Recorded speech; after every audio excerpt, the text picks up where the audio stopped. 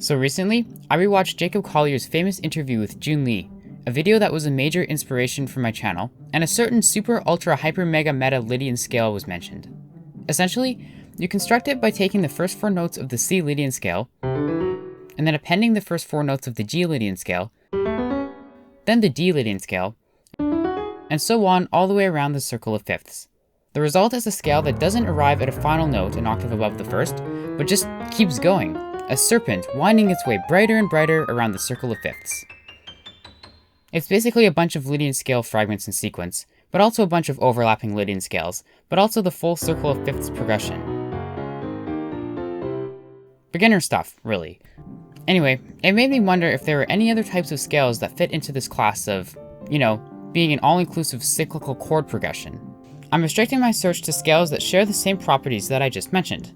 The scale must contain a chord progression that reaches every key, and must be able to be constructed by a chain of 1-octave overlapping scales, and therefore must also be a set of scale fragments in sequence. I'm Polychoron Productions, and this is super-ultra-hyper-mega-meta scales. Well, super-ultra-hyper-mega-meta-lydian, which will henceforth be referred to as super-Lydian for everyone's sanity, is created by overlapping a bunch of Lydian scales like this, right? So couldn't I do this with any mode? The regular major scale seemed like a good start, so I tried it.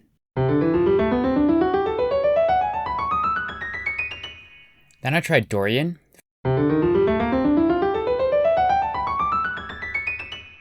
Phrygian, wait a second, those all sound pretty similar. Huh.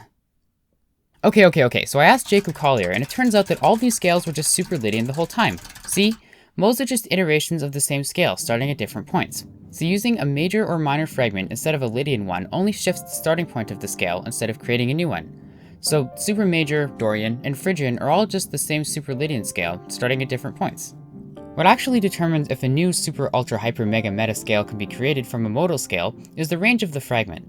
No matter which mode I use, if the first and last notes of the fragment are a perfect fifth apart, they will create a super Lydian scale. Furthermore, in order to hit every chord in the circle of fifths, the number of semitones in that range cannot share factors with 12.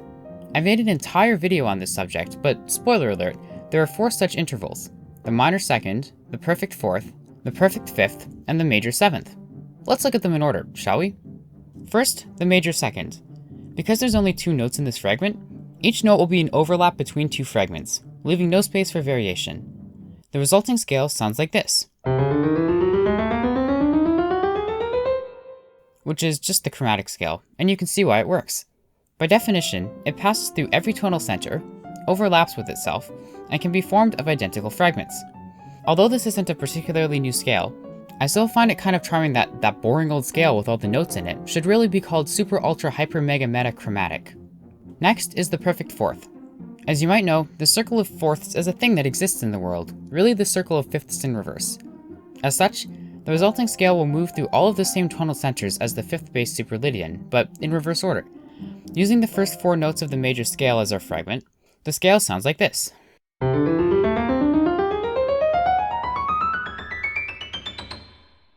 Instead of calling this scale super-ultra-hyper-mega-meta-lydian like Jacob Collier, who clearly doesn't know anything about music theory, I'm going to call this scale super-mixolydian for now, because, in addition to being constructible by overlapping mixolydian scales, I want to preserve the motif of fifths and fourths, found in the circle of fifths and fourths, and the fact that Lydian and mixolydian are based on degrees 4 and 5 of the major scale. However, much like super-Lydian, different modes, namely Aeolian and Locrian, can overlap to form the same scale. And, true to form, using any of these modes to create the fragment just makes super-mixolydian again. After that comes the scale based on the perfect fifth, super-Lydian of course. As mentioned, it's the same progression as super-mixolydian, just in reverse order. Because I've already talked about its properties, I'll move on to the last super-ultra-hyper-mega-meta interval, the major seventh. Out of all the fragments, this one is the largest, so the scale takes the longest time to loop back around to the starting note. Because the inversion of the minor second is the major seventh, the newly christened super-ultra-hyper-mega-meta major seventh scale follows the same chord progression as the chromatic scale, just in reverse. This is the only super scale of the 4 that cannot fit on a regular sized piano. It spans a range of 11 octaves. These are the only true super-ultra-hyper-mega-meta scales, but if we abandon the criterion that every key center must be visited, many more scales become possible. Which keys get visited depends on the shared factors between the interval size in semitones and 12, the number of notes in our tuning system. Again, if you want to learn more, watch this video on that exact topic. There's one last thing to discuss: naming convention. While the names super-chromatic and super-major 7th scale relate directly to the interval of the scale, super-lydian and mixolydian are quite arbitrary names. Every mode can be used to construct one of these two scales. So I propose new names. Super-lydian becomes the super-bright scale, and super-mixolydian becomes the super-dark scale. They refer to the bright and dark directions around the circle of fifths that are definitely a real thing in music theory, don't at me. Alternate names could be super-perfect 5th scale and super-perfect 4th scale, named for the range of each fragment. And with that, the quest is over. 4 super-ultra-hyper-mega-meta scales exist, each one less practical than the last.